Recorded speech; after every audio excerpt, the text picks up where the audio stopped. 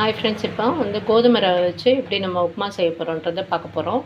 நான் ஆல்ரெடி வந்து கோதுமை ரவை வச்சுருக்கேன், வறுத்து வச்சுருக்கேன். கோதுமை ரவை வச்சுட்டு அது ஆல்ரெடி வறுத்து வச்சுட்டாச்சு. இப்போ வந்து 2 ஸ்பூன் ஆயில் போட்டு ஒரு 1/2 ஸ்பூன் மட்டும் சீரகம் சேர்க்குறோம். 1/2 ஸ்பூன் வந்து சீரகம் சேர்த்துட்டு அது பார்த்திங்கன்னா இப்போ ஃபஸ்ட்டு சீரகம் போட்டிருக்கோம். சீரகம் வந்து கொஞ்சம் பொரிஞ்சதுக்கப்புறமா அதில் நான் எல்லாமே எடுத்து வச்சுருக்கேன். ஆல்ரெடி இஞ்சி பூண்டு கொஞ்சம் நசுக்கி வச்சுருக்கேன்.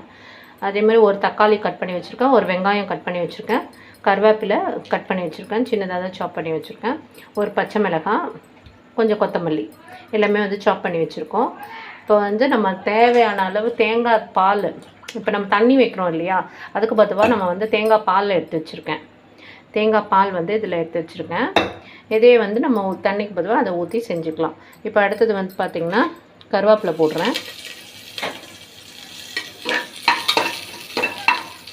கருவேப்பிலை போட்டுட்டு பச்சை மிளகாயை போடுறேன்.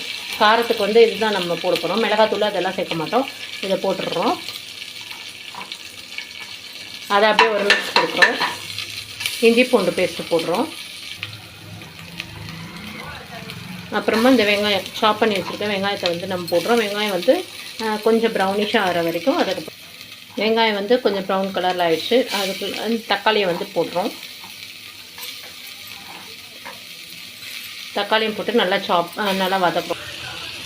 இப்போ பார்த்திங்கன்னா இந்த ஒரு 4 வேர்க்கடலை வந்து கூட ஆட் பண்ணியிருக்கேன். கூட வதங்கும்போது அதுவும் நல்லா வதங்கிடுச்சு. வேறு எதுவும் நம்ம காரத்துக்கு சேர்க்கல. ஒரே ஒரு ஸ்பூன் மட்டும் நம்ம உப்பு சேர்த்துருக்கோம். கல்லுப்பு தான் நான் சேர்ப்பேன். இது சால்ட்டு வேணாலும் சேர்த்துக்கலாம்.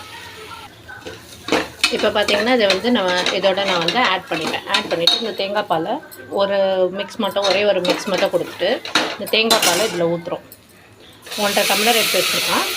நம்ம எவ்வளோ அரிசிக்கு தேவையானதோ அதுக்கேற்ற மாதிரி நம்ம எடுத்துக்கிட்டோம் அப்படின்னு சொன்னால் எடுத்து ஊற்றி அப்படியே வந்து ஒரு 4 விசில் விட்டோம்னா நல்லா வெந்து போயிடும். இதெல்லாம் போட்டு தண்ணியெல்லாம் ஊற்றிட்டதுக்கப்புறமா இந்த கொத்தமல்லி தலையை வந்து தூவி விட்டுட்டு அப்படியே நம்ம ஒரு 4 விசில் மட்டும் விட போகிறோம். இந்த கோதுமை ரவை ரெசிபி வந்து ரெடி ஆகிடுச்சு. இதை கூட வந்து நம்ம ப்ரெசன்டேஷன் பண்ணுறதுன்னா நம்ம வந்து கேஷ்யூ நட்டு கூட ஆட் பண்ணிக்கலாம். நான் ஆல்ரெடி வந்து வேர்க்கடலை ஆட் பண்ணியிருக்கேன். இது வந்து நல்லா ஹெல்த்ஃபுல்லாகவும் இருக்கும். வெயிட் லாஸ்க்கும் வந்து இது ஹெல்ப்ஃபுல்லாக இருக்கும். இது வந்து யூஸ்ஃபுல்லாக இந்த வீடியோ வந்து உங்களுக்கு இருக்கும்னு நினைக்கிறேன். இதை வந்து நீங்கள் சப்ஸ்கிரைப் பண்ணுங்கள், பெல் ஐக்கான் அமுக்குங்க, ரேணுகா தேவி சேனலை சப்ஸ்கிரைப் பண்ணுங்கள். தேங்க்யூ.